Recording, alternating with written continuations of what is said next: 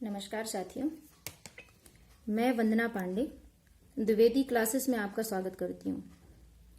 और आज उन अपने वेटिंग जो भावी शिक्षक हमारे वेटिंग अभ्यर्थी हैं जो आज रीवा में मध्य प्रदेश के डिप्यूटी सीएम श्री राजेंद्र शुक्ला जी के आवास जाकर उन्होंने पद वृद्धि के लिए मांग की और शीघ्र ही हमारी वेटिंग क्लियर करने के लिए उन्होंने अपनी बात रखी उनके पास में और उनसे एक ठोस आश्वासन मिला।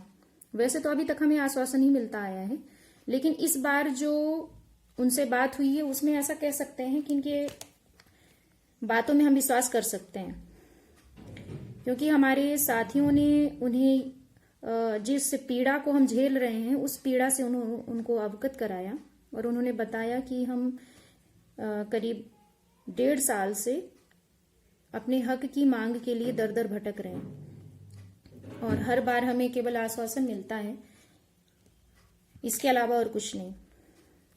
तो उन्होंने बल्कि विभाग के प्रति अपनी नाराजगी भी जताई शुक्ला जी ने। उन्होंने बोला कि भाई कहाँ पर आपका काम रुका हुआ है और क्यों नहीं हो रहा है और क्या करने से मतलब आपका काम हो पाएगा, हम क्या कर सकते हैं।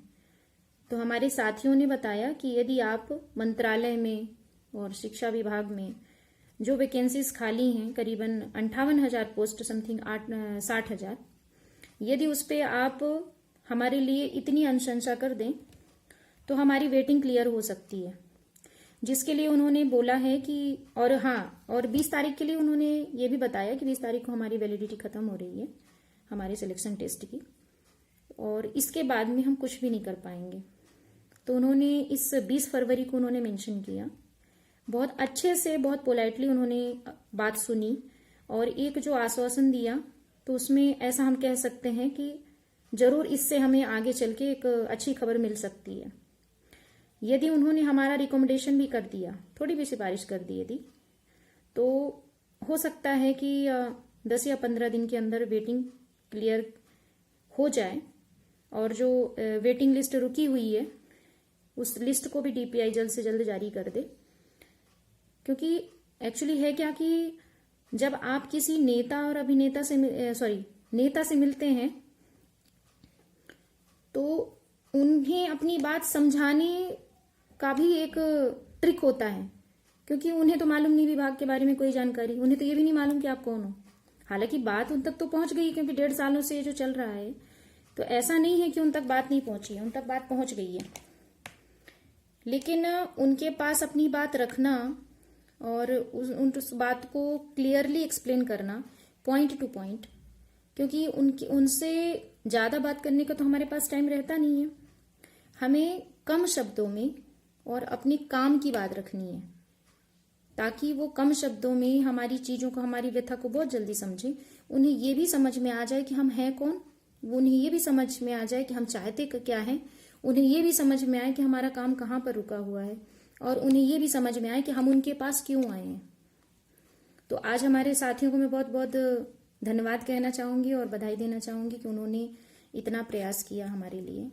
और मैं तो बार बार आप लोगों से कहती आई हूँ कि आप जहाँ भी रहते हैं, जिस एरिया पे भी रहते हैं, आपके आसपास तो ऐसा हो ही नहीं सकता कि कोई मंत्री विधायक ना रहते हों।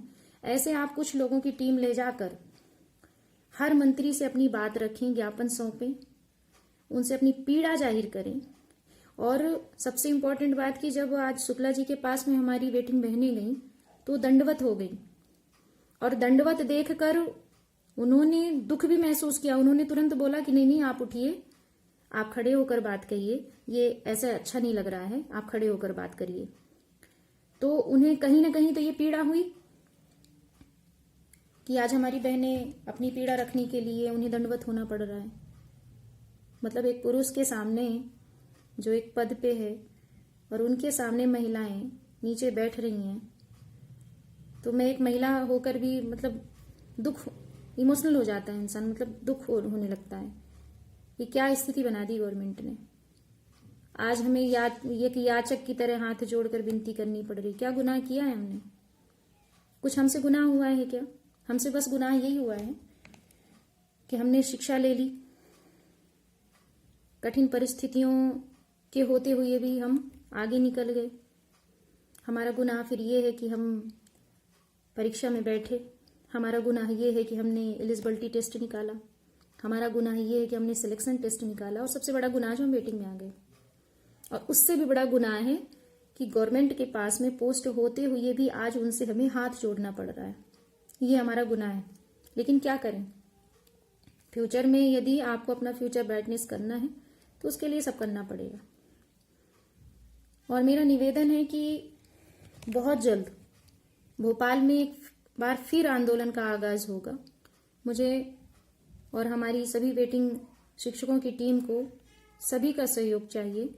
जल्द से जल्द आप लोग तैयारी बनाएं, जल्द से जल्द आंदोलन की रणनीति बनाएं, जिससे 20 तारीख से पहले हम मंत्रियों तक, नेताओं तक अपनी कई बार बातों को रख सके। हमें पीछे पड़ना होगा। यदि हम शांति से बैठ गए तो उससे कुछ भी हासिल नहीं होने वाला। मेरा निवेदन है कि ऐसे ही प्रयास करते रहें और जरूर हमें एक दिन सफलता मिलेगी। एक बार फिर हमारी रीवा की टीम को बहुत बहुत धन्यवाद, बहुत बहुत बधाई, बहुत बहुत शुक्रिया, धन्यवाद।